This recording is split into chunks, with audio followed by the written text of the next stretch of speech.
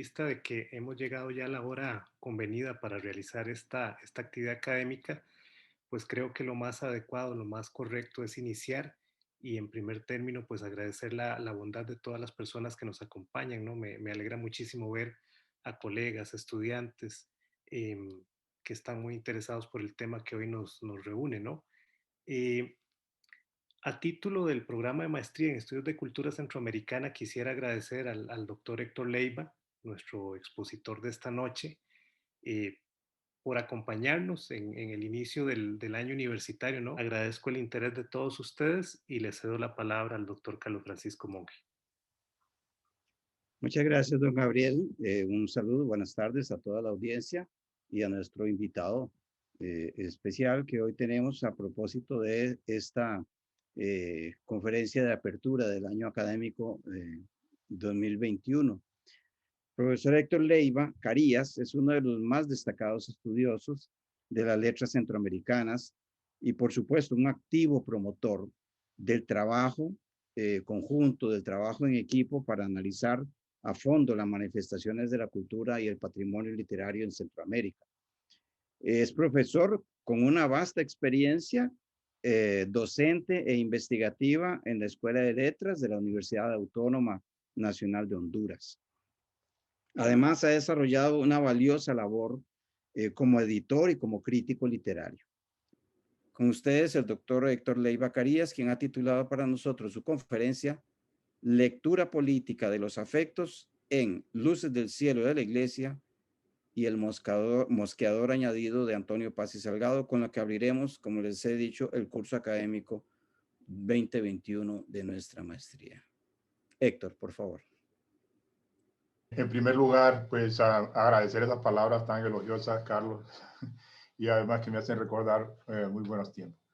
Agradecer especialmente a la maestría de la Universidad Nacional esta invitación. Para mí es un honor también dar esta charla, compartir un poco el trabajo que hacemos, reconocernos como, digamos, como los colegas que estamos trabajando en letras centroamericanas. Entonces, agradecer la invitación, agradecer al doctor Gabriel Baltodano especialmente. El trabajo que voy a leer es una segunda visitación a los textos de Antonio de Paz y Salgado, que editaron en 2006 y que estoy entendiendo que conocen y que han estudiado. Para mí es importante decir que pude tener noticia de estos libros por el trabajo de don Jorge Luján Muñoz, el historiador guatemalteco, que nos visitó en Honduras y nos presentó pues, a este autor. Él había encontrado que originariamente había nacido en Tegucigalpa y pues nos llamó la atención y fuimos a Guatemala, al archivo de Guatemala y encontramos los libros y preparamos la edición. Afortunadamente en la Universidad Complutense yo había llevado mis cursos de crítica textual con José Antonio Mayoral y yo estaba, digamos, este era el tipo de trabajo que esperaba poder hacer. Así que para mí fue una gran oportunidad poder dedicarme a la edición crítica de ese texto.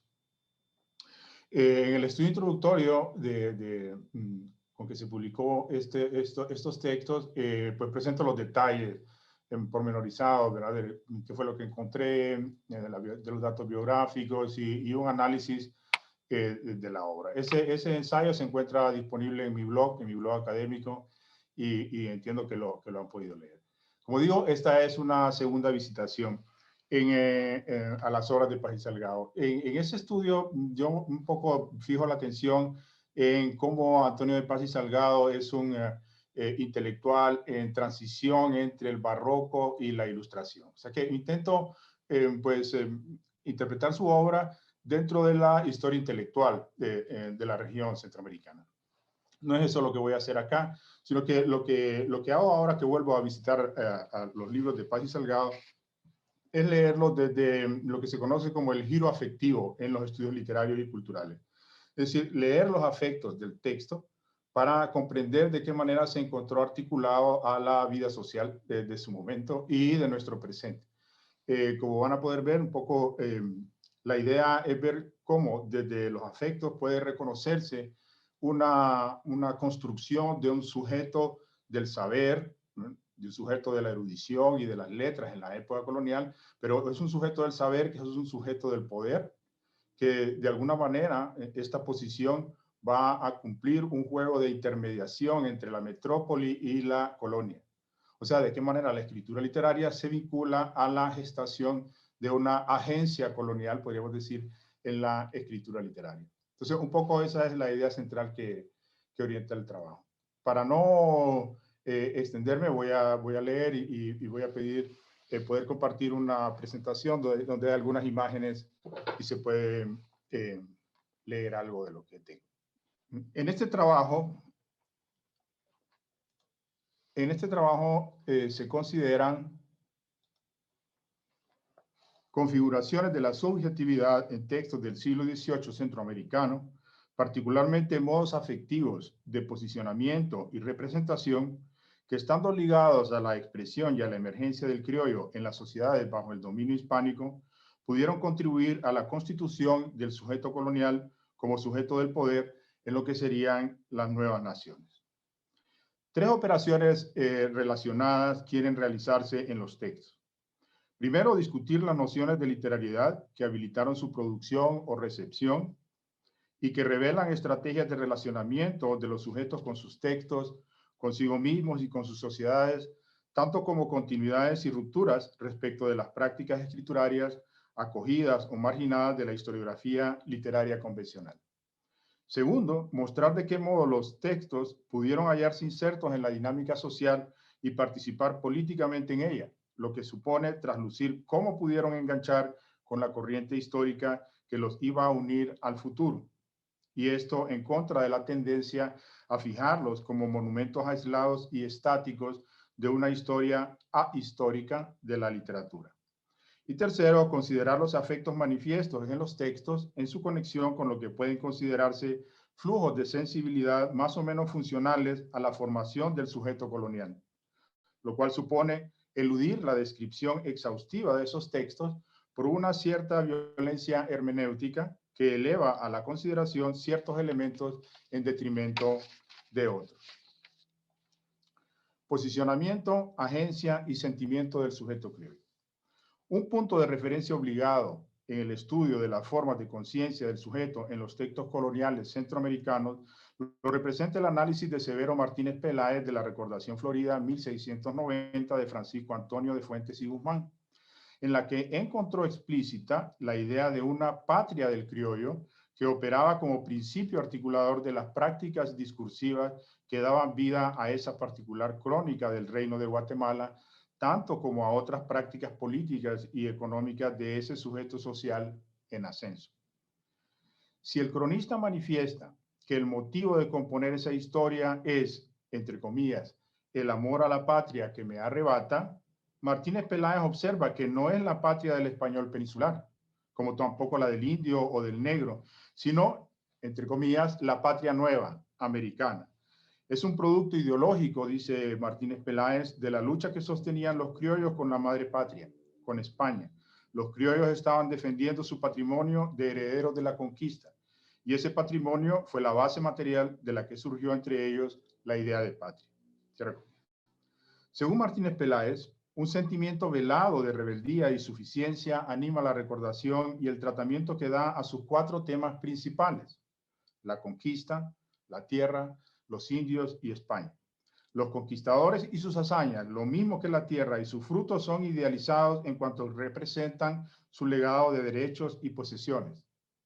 Los indios, los mestizos, los negros, mulatos y el resto de la plebe son denostados y despreciados como las masas menesterosas que había que redimir. Mientras España es vista de una forma contradictoria. Por una parte es exaltada como fuente del poder, pero por otra es recelada por las políticas y actitudes de la sociedad peninsular que les disputaba sus privilegios y posesiones. Entre comillas, su mundo, dice Martínez Peláez, refiriéndose al cronista, le era querido porque era suyo, y más hondamente querido porque no era totalmente suyo. El indio había sido desplazado y el español venía a ser a quien desplazaba. Los criollos eran, digámoslo así, el grupo emplazado, amenazado y puesto en trance de defender lo suyo. Este fondo posesivo, relativo a una posesión que los antepasados habían conquistado y que era preciso conservar y ampliar, constituye la causa profunda del amor exaltado que el criollo sentía hacia su mundo. Se recomienda. Mabel Moraña habla de una, entre comillas, dinamización del concepto de patria como ideologema protonacional, cierro comillas, para referirse a ese tipo de motivaciones afectivas e ideológicas que se expresan en la escritura de los criollos hispanoamericanos. En contra de la idea de que la escritura de las Indias fuera una simple réplica, emulación, repetición, reflejo de los modelos peninsulares o transcripción al dictado de la voluntad imperial, esta autora llama la atención, como Martínez Peláez, hacia los signos de una, entre comillas, expresión americana, manifiestos en esa sui generis doble articulación de los textos al poder hegemónico y a los intereses de la clase criolla en ascenso. Por una parte, el letrado criollo era el brazo ideológico del Estado y su escritura cumplía funciones de articulación del poder imperial. Pero por otra, era el ejercicio de un privilegio que le permitía expresar velada o abiertamente sus posiciones de clase. Abro comillas. La práctica letrada, dice Moraña, refiriéndose a la de los criollos, no se libera nunca de los beneficios ni los requerimientos de esa posicionalidad bifronte, contradictoria y productiva. Habitar ese espacio intermedio entre hegemonía y subalternidad implica justamente poner a prueba el límite de manera constante, ocupar la frontera y hacer de ella progresivamente un centro otro, construir una territorialidad y una subjetividad inédita, un espacio de deseo, un lugar de saber capaz de ir imponiendo sus propias condiciones para el diálogo, desde los resquicios de la ortodoxia y las fisuras del establishment. Cero comillas. José Antonio Mazzotti argumenta que la producción cultural de los criollos americanos no puede ser entendida como una simple imitación, mimicry en la terminología de Omi Baba, del colonizador por el colonizado, dado que su situación híbrida, blanco y o mezclado, marginado e integrado en las estructuras de poder, relativiza el esquema bipolar y asocia sus apropiaciones de modelos europeos a una resignificación radicalmente ambivalente, dependiendo de sus intereses y sus circunstancias. Si Ángel Rama había mostrado la ciudad virreinal y los letrados como los centros y agentes del poder imperial, las observaciones en la línea de Martínez Peláez, Moraña y Mazzotti llaman la atención hacia el proceso de emergencia de nuevos sujetos del poder desde el seno de la ciudad colonial. Puede observarse que en este momento el criollo viene a ser una especie de sujeto liminal, en tanto que sin ser propiamente un subalterno, se haya subordinado, y estando a la sombra del poder, se define en el proceso de participar de ese poder. Aquí quiere destacarse que en este proceso no solamente están accediendo al control de las sociedades determinados individuos y familias, sino que se construye propiamente la posición de poder de un sujeto colonial que podrá o no ser ocupada por los herederos de los criollos, tomando en cuenta los fenómenos de mestizaje, inmigración y movilidad social que afectarán la constitución de las élites, y que se define por la doble articulación imperio-colonia. José Antonio Mazzotti encuentra más apropiado el concepto de agencia que el de sujeto para referirse al poder, al proceder de los criollos americanos. Una capacidad de un sujeto mutable de negociar, adaptarse y activamente buscar su posicionamiento más beneficioso. La evidencia de que la condición colonial no se supera con la ruptura del vínculo político y administrativo con España eleva a la consideración esta posición político-epistémica de sujeto, construida en el eje de la hegemonía global y local y en el de los beneficios de doble vía de la subordinación al poder foráneo y de ejercicio del poder al interior de los países. Esta posición, reconocible en el papel de agencia neocolonial que cumplirán las élites en las nuevas repúblicas, pudo ir conformándose bajo el colonialismo hispánico como una toma de conciencia de la condición intervenida y desplazada del criollo, y pudo ir encontrando sus motivos, estrategias fundamentales, fundamentaciones emotivas e ideológicas en las prácticas de escritura. En términos de Raymond Williams, la sociedad colonial hispanoamericana permitiría apreciar el caso típico de precipitación de un proceso social, en el que las experiencias vividas dan forma a una situación que solo cristalizará más tarde. Según Williams, estos procesos, hallándose asociados al ascenso de una clase social, se manifiestan en la literatura y el arte como la emergencia de una determinada, entre comillas, estructura del sentimiento. Para Williams, las formas de relacionarse de los individuos con los otros individuos y con su entorno van creando formas de conciencia activa que pueden entenderse como modos del sentir, en tanto que implican la reflexión y los afectos. Abro comillas. No sentimiento contra pensamiento, sino pensamiento tal como es sentido y sentimiento tal como es pensado. Una conciencia práctica de tipo presente dentro de una continuidad viviente e interrelacionada. Cierro comillas. El sentimiento protonacional de amor a la patria habría sido uno de los elementos, entre otros que aquí se quiere señalar, de esa estructura del sentir que debió ir cobrando forma en la sociedad colonial. Antonio de Paz y Salgado. En las obras de Antonio de Paz y Salgado es posible reconocer dos inclinaciones que pudieron ser típicas del discurso tensionado del criollo. Por una parte, el sentimiento de rendición al poder imperial que dejó plasmado en su escritura oficial, y por otra, el sentimiento de autosuficiencia del sujeto de saber que se aprecia especialmente en su escritura humorística y satírica. Paz y Salgado fue un abogado nacido en la provincia de Tegucigalpa que se afincó en la capital de Santiago de Guatemala y que llegó a gozar de cierta celebridad por sus ocurrentes escritos a mediados del siglo XVIII. Sus obras fueron asentadas desde temprano y con elogios en las bibliografías del Reino de Guatemala, pero pasó prácticamente desapercibido hasta muy recientemente en que se ha intentado recuperar su memoria. La obra que mejor acogida tuvo en su momento fue El Mosqueador Añadido, 1742-1786, una sarcástica sátira de costumbres que alcanzó 2 ediciones en vida del autor y probablemente 2 reimpresiones después de su muerte. Un relativo éxito debido quizá a la altanera verbosidad y a la oscura vena de sordidez que la caracteriza. Además, Paz y Salgado publicó Instrucción de Litigantes, 1742, un manual con consejos prácticos para las disputas judiciales, también ligero y no exento de humor, y Las Luces del Cielo de la Iglesia, 1747, su obra más seria y elevada, que ofrece una crónica de la creación del Arzobispado de Guatemala y de las apoteósicas fiestas que siguieron después. Pudo influir en que no se reconociera antes la obra de Paz y Salgado el que no hubiera cultivado los géneros consagrados por la historia literaria. Si hubiera dejado un tomo de poemas o una novela, probablemente se habría reparado antes en él. Para la historiografía literaria de los siglos XIX y XX, el verso lírico primero y la prosa narrativa de ficción después habrían sido los géneros literarios mayores, mientras la prosa histórica y la satírica pudieron ser tenidas por variedades impuras o menores, y estas últimas habían sido las que había cultivado Paz y Salgado.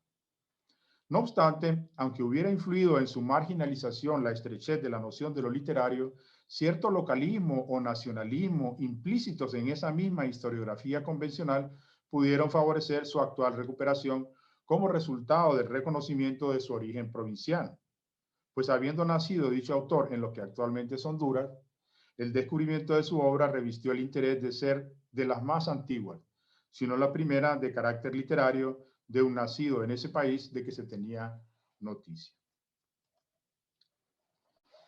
La obra de Paz y Salgado se encuentra afincada en la noción de lo literario típicamente barroca del conceptismo, que entiende el arte poético como un ejercicio superior de la inteligencia, que descubre correspondencias misteriosas o insólitas entre los objetos.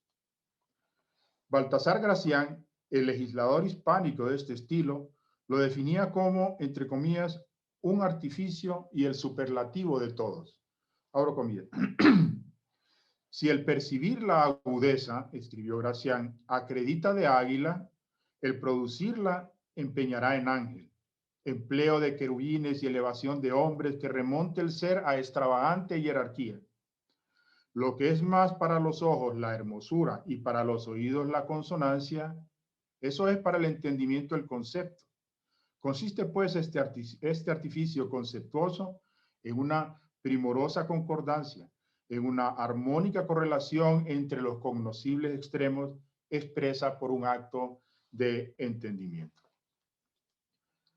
En sus obras, Paz y Salgado hace gala de este estilo conceptuoso. En Las luces del cielo de la iglesia, el mismo título, y los capítulos más arrebatados descansan en la identificación de los espacios estelares, sus constelaciones y maravillas, con las virtudes y sacrosantas misiones de la institución eclesiástica en la tierra. La crónica de la elevación del obispado de Guatemala a la categoría de arzobispado es presentada como si una lluvia de luces, incluido el sol esplendente del papado, hubieran iluminado estas oscuras regiones. Igualmente, es una identificación, aunque en el reverso de la pompa institucional, la que sostiene el mosqueador, que no es exactamente un matamoscas, sino una especie de espejo que habría de permitir reflejar, comenzando por el propio lector, esos seres que contaminan la vida cotidiana y que no son otros que los tontos, los necios y los impertinentes. Aquí la comparación tiene un fundamento etimológico, pues la palabra latina, entre comillas, musca, también significa curioso e importuno. El mosqueador sería así instrumento para aniquilar a la muchedumbre de los ignorantes, de los salaces perseguidores del chisme y la inmundicia de la sociedad, de los mentecatos y los faltos de buen gusto y urbanidad, con el recurso de mostrarles su odiosa imagen verbalizada en la sátira. Los aparatos del estilo conceptuoso, teniendo el carácter de gestos ceremoniales típicos del barroco, no ocultan la intención de encumbrar al autor letrado en la cima de la sociedad y la cultura. Aunque Paz y Salgado también iba a dar cabida en el mosqueador a ciertas ideas y posturas del estilo ilustrado, como las del enjuiciamiento racional y las de edificación moral de las costumbres, será siempre como una forma de empoderamiento en la figura del autor letrado. En la práctica se asiste a la apropiación por parte de los criollos de las prácticas de escritura como estrategias de escalada a la posición de poder del sujeto del saber. En una sociedad que coartaba el ascenso social, que privilegiaba la herencia de sangre por encima de la del patrimonio y el origen de nacimiento peninsular por encima del americano, los criollos encontraron en la cultura letrada la vía de acceso a una forma alternativa de poder, especialmente para aquellos criollos de profesiones liberales, escribanos, abogados, médicos e incluso religiosos. El dominio de la religión, las leyes, las artes y las ciencias pudo asegurarles una posición de preeminencia que el origen o el patrimonio heredado no les aseguraba. En términos de Bourdieu, el reconocimiento de las dotes intelectuales de los criollos suponía el acceso a una de las formas principales del poder simbólico en la sociedad. Interesa apreciar con algún detalle de qué modo la construcción de esa posición se crea en la armonización de tendencias encontradas, pues la disputa por el poder simbólico debía ser conciliada con la necesidad de aceptación y reconocimiento por los poderes establecidos, puesto que el criollo debía ascender preservando los privilegios de que ya gozaba, debía congraciarse con las figuras del poder y al mismo tiempo afirmar el suyo propio. En la escritura literaria, este difícil pasaje se logra por la movilización de afectos que podían encontrarse sin contradecirse. Por una parte, la escritura se rendirá a los elogios, el amor y la humillación ante las figuras del poder establecido. Y por otra, se declarará enemigo de los enemigos del poder o de los que carecen de él, a los que podrá odiar, denostar y recusar. Y dado que el poder que disputa el criollo mediante la escritura es el del saber, no es extraño que, como lo hará Paz y Salgado, se ensoberbezca en contra de los que carecen de ese saber, los necios, los maleducados, los brutos. En Las luces del cielo hay largos pasajes que ilustran esta rendición al poder hegemónico cuando el autor se entrega a la exaltación de la persona sobre quien recae el título de arzobispo. Es, dice, entre comillas, un astro, cierto comillas. con el que nace iluminada la ahora metrópoli arzobispal, y es tal el amor que alberga en su pecho que hará, entre comillas, arder los corazones. Abro comillas. Y desengañándose el mundo al ver, dice, que hiriendo tan de lleno el ardor que en el caritativo pecho de vuestra ilustrísima y reverendísima resplandece, vive toda esta región abrazada dulce y benévolamente de la encendida zona de su sagrado palio. Cierro comillas. Su crónica de las celebraciones, Paz y Salgado la ofrece como un obsequio, pero como correspondía a las formas del barroco, minimiza tal obsequio execrándolo, diciendo que son diminutas luces, chispas que poca justicia habrán de hacerle. Abro comillas. Admita vuestra señora ilustrísima estos timiamas que en el turibulo del afecto se encendieron para arder reverentes en obsequio de las altas dotes que lo ilustran. Pues si a la medida de su elevación hubieran de encenderse, ni toda la Arabia sería capaz de contribuir feliz a tanto culto. Centellas apocadas o chispas muy menudas son estas luces, que desaparecidas al cotejo de tanto incendio, se recogerán al seno de su reconocimiento, para desde ahí atizar los corazones en el amor de vuestra ilustrísima. Abundando en las comparaciones conceptuosas, el autor se refiere a los dotes de su arte como al vuelo de una pluma, que fuera ala, pero de un vuelo tan poco hábil, dirá, rebajando en un gesto de exagerada modestia esas dotes, que no puede pretender ascender ni siquiera hasta los resplandores de las plantas del nuevo arzobispo, sin temer incendiarse y caer abatido como ceniza. Abro comillas. Pero cuando en alas de mi pluma pretenden volar a la lucida región de las sagradas plantas de vuestra señoría ilustrísima, ¿cómo no han de subir temblada inmolación de mi respecto?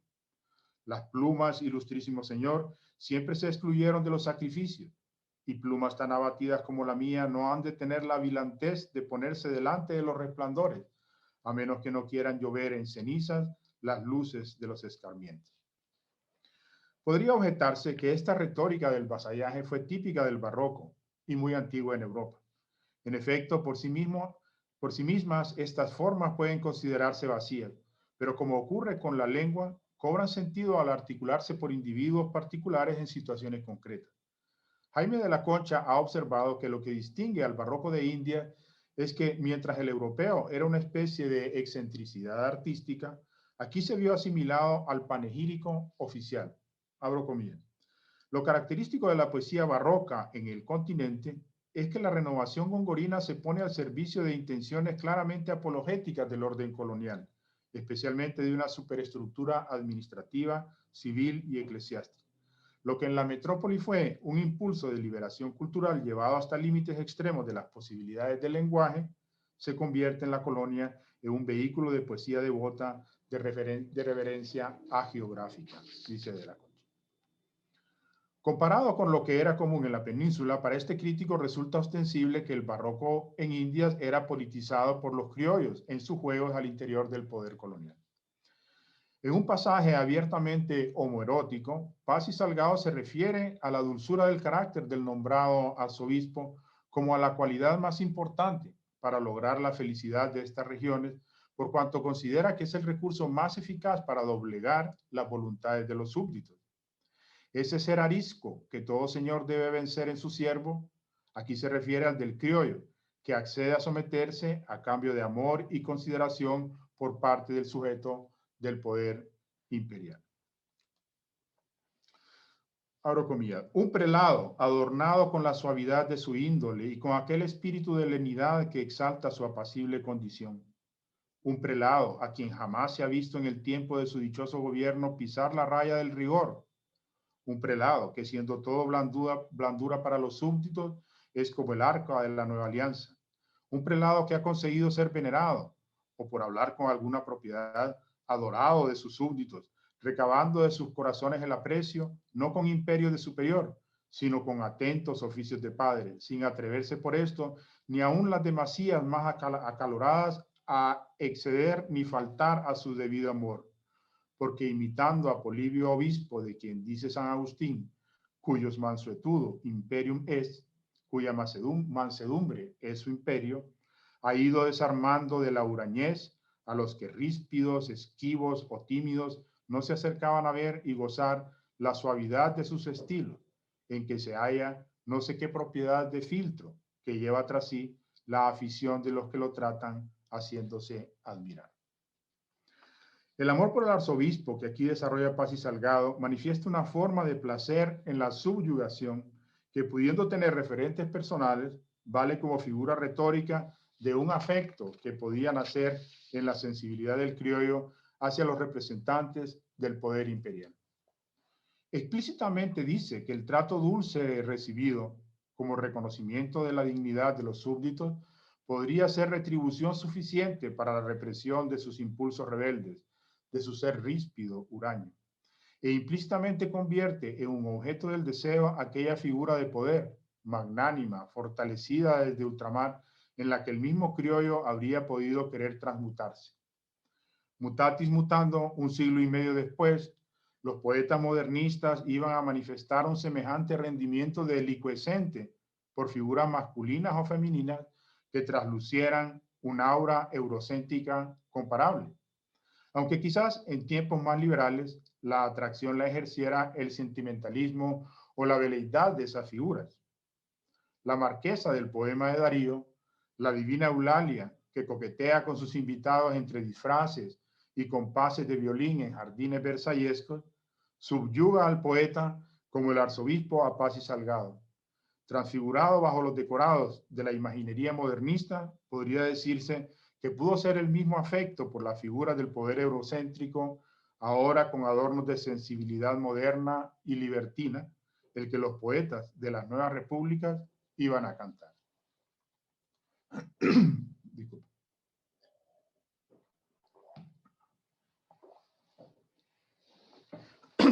En el otro extremo de los afectos, Paz y Salgado derrochará expresiones de desprecio y negativa animosidad en el mosqueador contra los tontos e impertinentes, unas expresiones tan diametralmente opuestas a las del amor y la humillación de las luces que parecieran provenir de dos personas diferentes, cuando en realidad lo que revelan son las reacciones del sujeto ante ese otro tipo de personas que juzgaba y necesitaba inscribir como inferiores.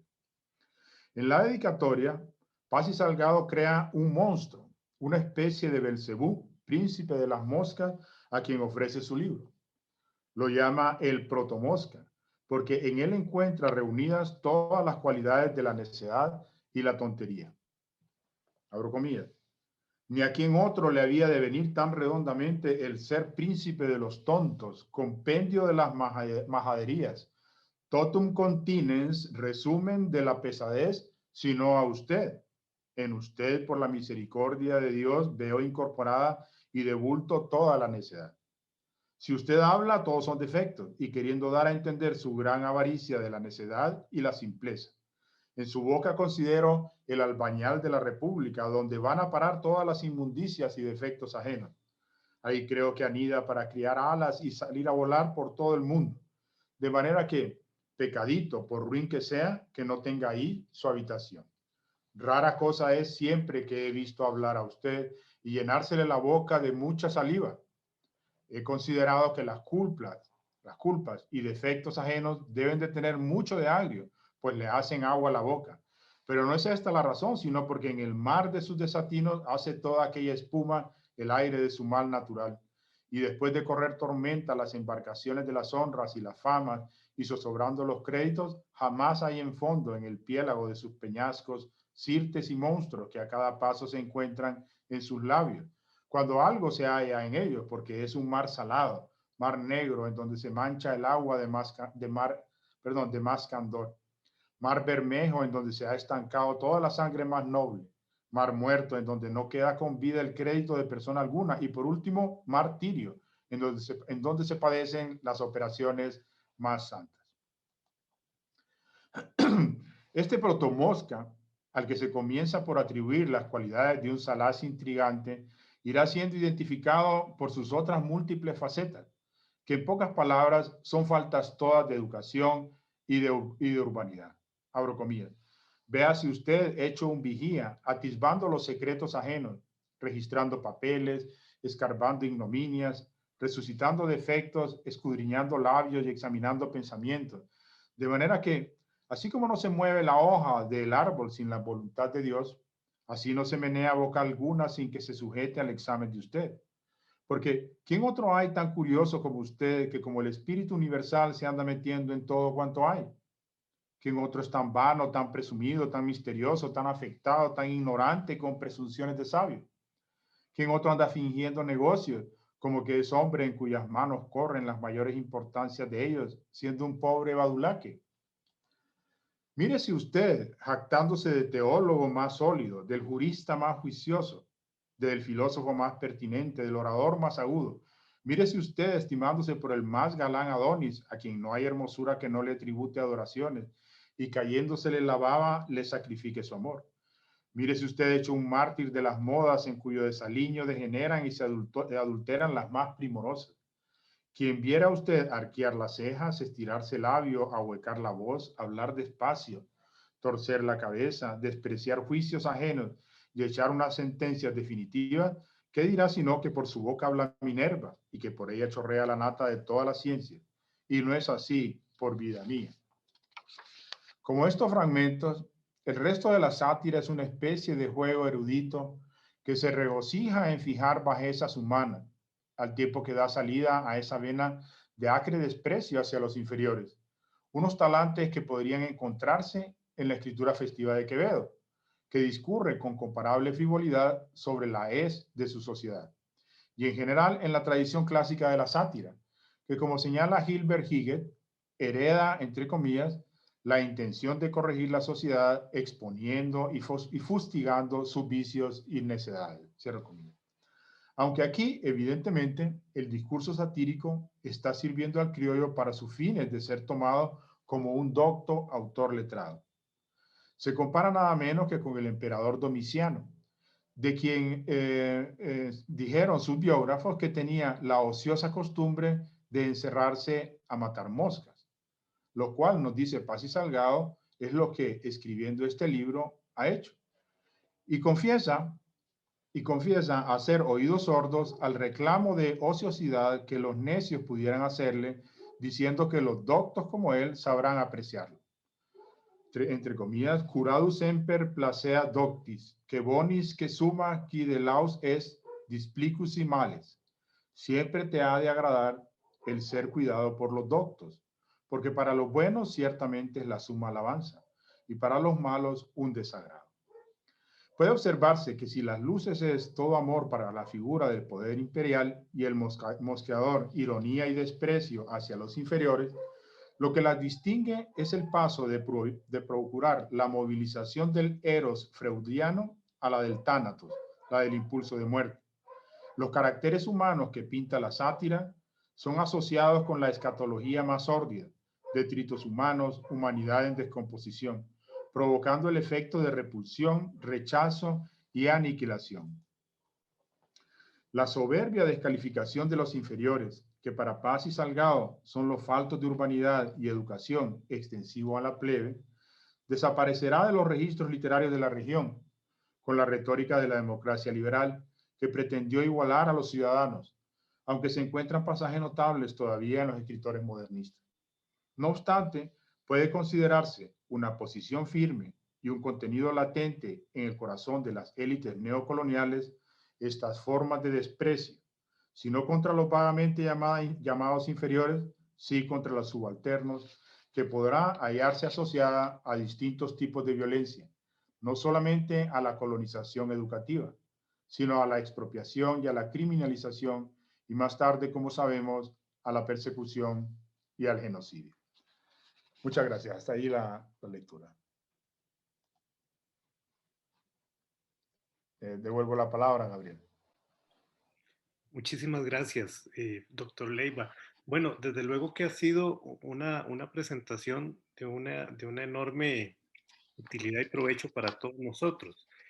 Creo que lo más conveniente en este punto es abrir espacio para las preguntas de la audiencia, ¿verdad? Si tuvieran ustedes alguna pregunta, alguna duda al respecto, alguna ampliación que quisieran pedirle al doctor Leiva, pues este es el momento adecuado. Y pueden hacerlo por dos vías, les decía. Una es de viva voz, bastará con que me pidan la palabra, pueden utilizar el icono de levantar la mano, o también podríamos utilizar el chat. Cualquiera de las dos posibilidades es buena, ¿no? Bueno, muy bien. Don Carlos, no sé si usted mismo quisiera comenzar en tanto Sí, vamos calentando. sí, exactamente. Muchas gracias, porque yo sé que la audiencia, hay un momento en que todavía digamos, no se atreven a charlar y eso es absolutamente comprensible, ¿verdad? Pero sí podríamos lanzar un par de temillas que yo estoy seguro que nos aclararían o me aclararían a mí, porque todavía no tengo el criterio suficiente para esto. Don Héctor, sería lo siguiente. Esta idea, usted ha planteado muy bien esta idea de que en un solo escritor hay digamos, dos actitudes o dos posiciones frente a una cierta realidad. Es decir, no es que en el escritor haya contradicciones, sino que hay dos posiciones abiertamente distintas y por lo tanto utiliza una manera particular de emplear la literatura. Para el elogio, para la exaltación, etcétera, o para el escarnio, la burla, la sátira, la crítica. Y probablemente, usted lo ha dicho ya en sus trabajos, que es una de las grandes contribuciones de Paz y Salgado y uno de los hallazgos, ¿verdad?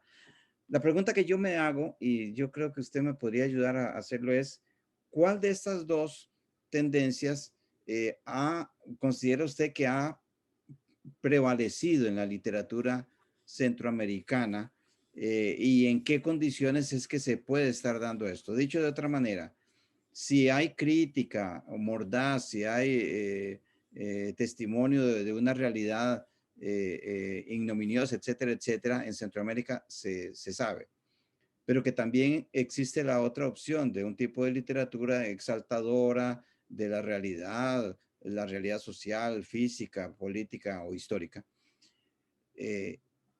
¿Cuál de las dos cree usted que ha tenido, por decirlo de alguna manera, más fortuna en el desarrollo de las letras centroamericanas desde aquel momento en que Paz y Salgado escribe lo suyo? Bueno, gracias, Carlos Francisco, por la pregunta.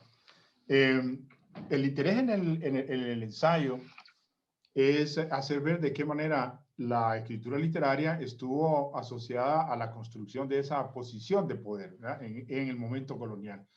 Y la mayor afinidad, voy a referirme a la literatura, pero la mayor afinidad que yo quisiera como despertar o evocar con esta lectura de estos pasajes que los he sentido tan extensos ahora, es ese sentimiento, ese doble sentimiento que permanece en nuestras sociedades y en nuestra cultura, ¿verdad? De rendición a la figura de la élite, a las figuras foráneas y de desprecio hacia nuestras clases populares.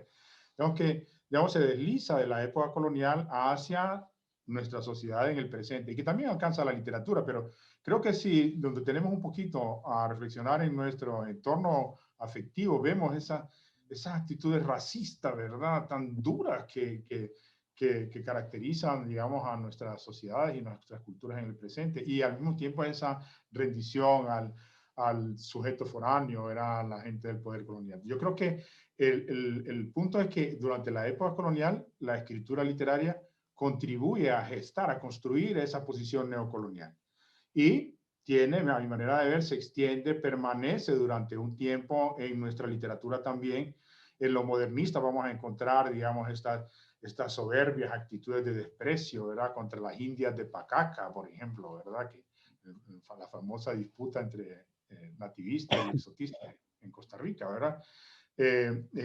Entonces, los modernistas todavía van a heredar bastante esta posición, digamos, de desprecio hacia las clases populares y digamos, de fascinación hacia las figuras eurocéntricas. Ahora, más o menos alrededor de la década del 20 o 30, con el vanguardismo social que nos va a afectar profundamente en toda Centroamérica, en Nicaragua, en Costa Rica desde el repertorio americano, ¿verdad? El regionalismo y el criollismo digamos, se va a desplazar, la figura del escritor va a desplazarse hacia una mayor sintonía con las clases populares, ¿verdad? Y una identificación con las clases populares y una cierta confrontación con lo que van a llamar ellos entonces las élites ociosas, ¿verdad? Entonces, si la bien la escritura literaria contribuye a construir esta posición, ¿verdad? A medida que avanza la historia cultural de la región, digamos, la posición del escritor va a separarse sensiblemente, ¿verdad? De esa posición de poder a lo largo del 20. Y creo que un poco hacia eso se dirige tu pregunta, porque nuestra poesía, nuestra novela va a encontrarse en el siglo XX, pues, en una mayor sintonía con las aspiraciones políticas y sociales. Sin embargo, yo le llamaría la atención a que estas posiciones de soberbia neocolonial las volvemos a encontrar en el presente, ¿verdad? Algunos de arrogantes novelistas, ¿verdad?, que escriben exactamente así, ¿verdad? Es el caso de Horacio Castellanos Moya en su novela, ¿cómo se llama esta novela que se me escapa? Que trata sobre El Salvador. Ya me va a venir en un momento en que se trata de un personaje que vuelve de haber vivido en Canadá por muchos años a su país y lo mira con un desprecio, digamos, que yo podría cotejar, digamos, las páginas que el asco, gracias a Jan Varela. El asco de Horacio Castellanos Moya tiene exactamente esta articulación neocolonial imperial y, digamos, de ahí viene, digamos, el resquemor que genera este discurso. Es un discurso que se construye ficcionalmente, justamente para provocar, digamos, esa reacción nacionalista por parte de los lectores, ¿verdad? Para los coges desprevenidos, digamos, pero está construido, discursivamente está construido enteramente sobre ese modelo de agencia colonial al que me estoy refiriendo. Así que, de manera que en la posmodernidad estamos viendo reemerger ciertas actitudes de soberbia del sujeto de la escritura, del sujeto literario, que no son del todo ajenas a estos modelos coloniales. Como quería plantear también un tema asociado, don Héctor. Me gustaría que usted se refiriera a esto. Bueno, para el caso particular de la sátira, ¿verdad? Se ha dicho en el contexto hispanoamericano que una buena parte de la sátira que se empieza a cultivar en la colonia tiene que ver con esta creación de un sujeto diferenciado, ¿no? Lo que pasa es que en otras tradiciones, ¿verdad? Como ocurre en México o en el propio Perú, muchas veces se va a usar al español recién llegado, ¿no? Como el personaje con el cual se puede diferenciar o distanciar el criollo. Entonces empieza toda esta sátira del gachupín, ¿no? Em, como una manera de ir creando una diferencia, pero aquí sería interesante, digamos, esta otra línea de desarrollo por la cual el sujeto, el criollo, se va a definir por su relación de afecto y de servidumbre ante el poder hegemónico y por su desapego y su desprecio frente a cualquier otro grupo de la sociedad en la que vive, ¿no? Frente a todos estos otros grupos que considera subalternos. Entonces sería un modelo un tanto distinto, ¿verdad? Y un poco más tardío, el del desarrollo de la sátira en Centroamérica. Sí, bueno, es tardío digamos, y escaso, ¿verdad? Tenemos pocos registros de escritura satírica. Aunque según avanzamos en la época republicana empiezan a surgir más estos textos. Lo que pasa es que también hay que considerar que había un silenciamiento de estas formas de escritura o de expresión. Lo que se me viene ahora a la mente es el huehuense, ¿verdad? Que también, que no es una sátira, ¿verdad? Que es una representación, es, pues, es teatro popular callejero, ¿verdad? En el que surgían todas estas críticas que normalmente permanecían calladas. Entonces, lo interesante de notar es que los géneros menores, como la sátira, ¿verdad? Como el teatro popular, el teatro callejero, pudieron ser géneros más propicios, más relajados para la expresión de discursos contestatarios, disidentes. Entonces, en cambio, nuestra historiografía por mucho tiempo estuvo empeñada en encontrar una novela colonial, digamos, poesía colonial, y quizá era interesante todos estos géneros menores de la escritura de la época, donde se pudieron pues, expresar con mayor libertad, tanto los autores como las clases populares. Tengo aquí una pregunta en el chat de Francisco Vargas, un colega nuestro de la Universidad Nacional. Dice esto, don Héctor, lo voy a leer tal cual. Eh, y también luego tengo una pregunta de doña Marcela Carías. Empiezo por la de Francisco Vargas. Dando continuidad a la respuesta a la primera pregunta, ¿cuáles podrían ser las razones de ese resurgimiento de la soberbia en ciertos escritores contemporáneos como Castellanos Moya y de ese nuevo, entre comillas, desprecio hacia lo autóctono?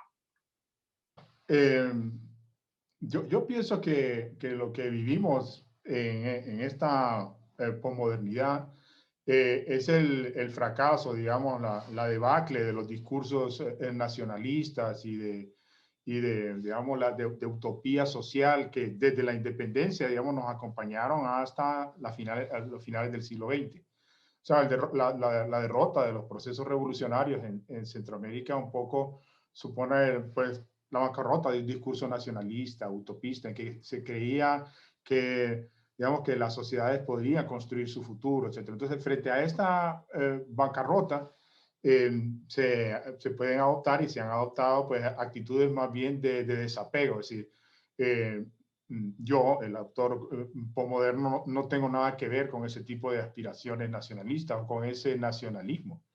Yo, el autor, en realidad soy un sujeto global, no tengo nación. Mi fracaso, o sea, el fracaso de la nación no es mi fracaso. Yo soy un sujeto global, yo soy un ciudadano de la cosmópolis, de la globalización. Entonces, en cierta medida, por una parte, yo diría que se encuentra asociado a la bancarrota de los metarrelatos nacionalistas, ¿verdad? A finales del 20, y por otra parte, el influjo de la globalización, esta seducción del cosmopolitismo, ¿verdad? De ser ciudadano del mundo, ¿verdad? Y un poco el derrumbe de la noción de nación, ¿verdad? Las naciones como construcciones imaginarias y políticas se deshacen en el siglo XX y queremos empezar a habitar un espacio, un poco como los modernistas, ¿verdad? Un espacio universal de ciudadanía cosmopolita global, ¿verdad? Entonces me parece que ese tipo de actitudes provienen de ahí o tienen, digamos, algún tipo de asociación con eso, o sea, de manifestar nuestra afiliación con un sujeto global y no con este sujeto, digamos, desgraciado de estas naciones. Muy bien, tenemos otra pregunta de Marcela Carías, la voy a leer. Si podría, por favor, comentar cómo encontró y pudo recuperar el manuscrito. Bueno, muchas gracias.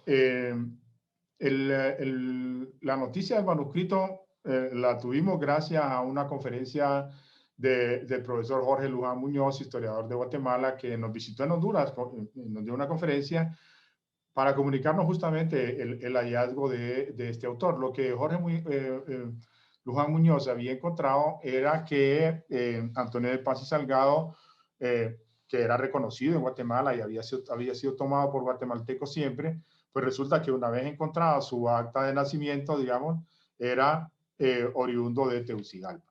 Lo que encontró fue su expediente de graduación en la Universidad de San Carlos, donde constaba que este era el origen. Y entonces, pues lo comunicó como justamente para que suscitar este interés en la historiografía, en lo que podíamos hacer historia literaria nacional.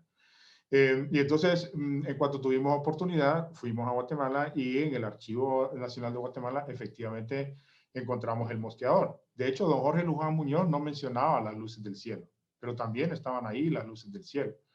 Y pudimos hacer una fotocopia. Esos eran los primeros años 90, quizá, cuando encontramos este texto. La verdad es que nos tomó algún tiempo el trabajo de edición de este texto, que es un trabajo muy cuidadoso, ¿verdad? El que uno trata de ser lo más fiel posible y de auditarse. Más que el trabajo de encuentro del texto, yo destacaría que algo que queda invisibilizado en la edición de este tipo de textos es justamente ese trabajo de cuidadosa transcripción y revisión, ¿verdad? Que uno hace. Eso es lo que podría decir al respecto, pero eso me conecta con otras cosas. Cuando yo trabajé a Paz y Salgado, pues estaba absolutamente solo. Y cuando lo publiqué también, poco a poco han ido surgiendo artículos y ensayos sobre el mismo. Quizá el más importante sea el trabajo en Costa Rica de Alexander Sánchez Mora, de la Universidad de Costa Rica, ¿verdad? Que me parece que debe ser su tesis doctoral la que hizo sobre la obra de Paz y Salgado. Ha tenido una cierta repercusión. El estudio de Alexander Sánchez contextualiza históricamente el texto, aporta nuevos elementos a la lectura retórica, etcétera. Y me he quedado sorprendido. Otra noticia al respecto de las obras de Paz y Salgado, otra noticia que he tenido y que recogí, que quería aprovechar para comunicarla en esta charla, es que uno de sus libros que he mencionado aquí, que se llama Instrucción de Litigantes, que no se encontraba en el archivo de Guatemala, Instrucción de Litigantes se vendió en Iberlibro, en una página de venta de libros antiguos, en el 2009 como el segundo libro más caro de anticuarios de libros. Se vendió por alrededor de 5.000 euros, ¿verdad? Y entonces mis estudiantes aquí en Honduras me preguntaron, me dicen, doctor, ¿usted compró Instrucción de Litigantes? No, eso está fuera de mis capacidades, ¿verdad? Tampoco soy un bibliófilo de ese tipo, pero digamos, el autor ha tenido, yo diría que poco a poco, recientemente está siendo recuperado. Alexander Sánchez Mora destaca mucho más que yo, digamos, la calidad literaria y que se le confiera, que se le reconozca como un poeta, especialmente en Las luces del cielo. Entonces creo que es un autor que ha pasado rápidamente de ser desconocido a que lo estemos leyendo. Muchas gracias. Bueno, esa es la maravilla de estos sistemas, ¿no? Justamente aquí está el doctor Sánchez, ¿no? Y me ha pedido hace un segundo la palabra porque también quisiera aprovechar la ocasión para referirse al estupendo trabajo del doctor Leiva. Por favor, Alexander. Muchas gracias, Gabriel. Bueno, un saludo para todos ustedes y qué gusto poder conocer al doctor Leiva, aunque sea en esta forma remota. Bueno, muchísimas Igual, mucho gracias por gusto. sus palabras tan elogiosas. La verdad me emocionan mucho porque conocí su trabajo. De hecho, mi acercamiento a Leiva, perdón, a Paz y Salgado se da mediante su edición, que es un trabajo excelente, yo siempre lo resalto, y que además es pionero, tanto porque incorpora estos dos textos, como además porque traduce los textos en latín, que es uno de los grandes desafíos que hemos tenido, y una de las grandes carencias que tiene además la investigación colonialista en estos textos neolatinos, que en general, además del Landívar, no han sido traducidos. Así que en realidad yo quería eso, para eso le había pedido también la palabra a Gabriel, para agradecerle a usted y felicitarlo por esa gran obra que es pionera y que abrió pues camino para los que estamos trabajando ahora y para el programa de estudios coloniales centroamericanos que se ha creado en el Instituto de Investigaciones Lingüísticas de la Universidad de Costa Rica. Y también quería dejarle constancia de nuestro deseo de ojalá que podamos reeditar y allí ofrezco los buenos oficios de nuestro programa, que se pudiera reeditar su trabajo mediante la editorial de la Universidad de Costa Rica. Yo creo que podemos encontrar apoyo si ustedes tuvieran interés, porque es un texto, a mí me costó ya conseguirlo, yo estaba trabajando, sí, en España mi tesis doctoral era sobre las relaciones de fiestas de todo el periodo colonial. Y claro, el autor más destacado para mí es Paz y Salgado, por supuesto. Tal vez esa junto con Guatemala por Fernando VII para mí son las dos estrellas del firmamento de las relaciones de fiestas centroamericanas. Así que era un texto ya que me costó en ese momento conseguirlo, fue gracias a un amigo de la universidad en Honduras que me lo envió, pero es un texto que vale la pena que sea más accesible y que tenga mayor difusión. Por eso, de verdad, dejo constancia de mi ofrecimiento de parte de nuestro programa para trabajar por la reedición aquí en Costa Rica de su texto. Y de verdad, de nuevo le digo, es un verdadero placer poder saludarlo. Igualmente, Alexander, para mí es un gusto conocerlo. Y también, pues, me agrada mucho pues, la verdad que sobrepasan, ¿verdad?, los elogios que hace al trabajo. Para mí es una gran satisfacción encontrarme con su ensayo, con su estudio, porque, bueno, uno trabaja con estos autores y uno dice, bueno, son importantes, pero cuando uno ve que hay un relevo y que se amplía y se enriquece la lectura de los textos y que va a haber una continuidad, entonces uno dice, bueno, no ha sido en balde el trabajo y era importante. Y su trabajo me parece a mí, pues muy, digamos, que hace una contribución muy importante en cuanto destaca la singularidad del texto de Paz y Salgado en el contexto de las relaciones de fiesta. Es decir, un poco lo que nos viene a decir es no es cualquier relación de fiesta, no es cualquier discurso oficial, sino que además tiene estas peculiaridades dentro del género. Y especialmente la noticia que nos ofrece en su estudio de que el arzobispo Pardo y Figueroa debió enfrentar, digamos, acusaciones de desórdenes públicos por esos festejos, ¿verdad? Que la crónica relata. De manera que cuando se contrata o se le llama a Paz y Salgado para que escriba esta relación, es una gran defensa que va a hacer, ¿verdad?